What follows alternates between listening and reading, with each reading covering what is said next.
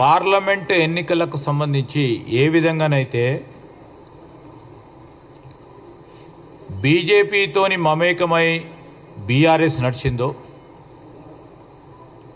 అదేవిధంగా ఈరోజు మరొక మారు తీవ్ర ప్రయత్నం చేసి కాంగ్రెస్ పార్టీ అభ్యర్థిని ఓడగొట్టాలని బీఆర్ఎస్ నాయకత్వం యావత్తు మొత్తం బీజేపీకి సపోర్ట్ చేయడం స్పష్టంగా కనబడతా ఉంది. మొదటగా బీఆర్ఎస్ పార్టీ వారి పార్టీకి సంబంధించిన అభ్యర్థిని నిలబెట్టలే. ఎందుకు నిలబెట్టలే? ప్రజలందరూ గమనించాలి. మన రాష్ట్రంలోనే పట్టభద్రులకు సంబంధించి మరి వరంగల్, నల్గొండ, ఖమ్మం జిల్లాలకు సంబంధించిన పట్టభద్రుల శాసన మండలి ఎన్నికల్లో ఆనాడు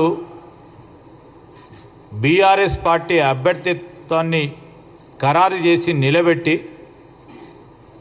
ముందుకు నడిచింది. అదేవిధంగా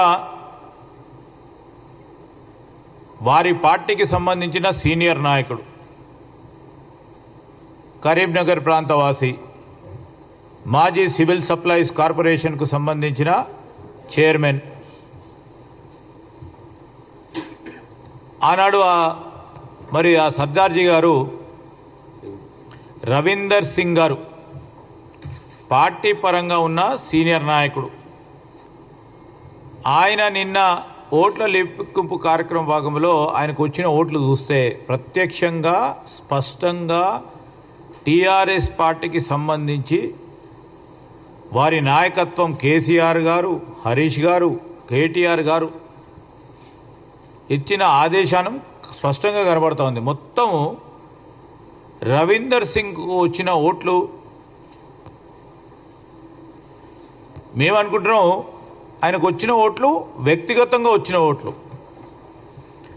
మొత్తం పరోక్షంగా ఈరోజు రవీందర్ సింగ్ గారికి మొత్తం యావత్ పార్టీ టీఆర్ఎస్ పార్టీ బలపరిస్తే మీ శక్తి అంతేనా అని అడుగుతా ఉన్నాం.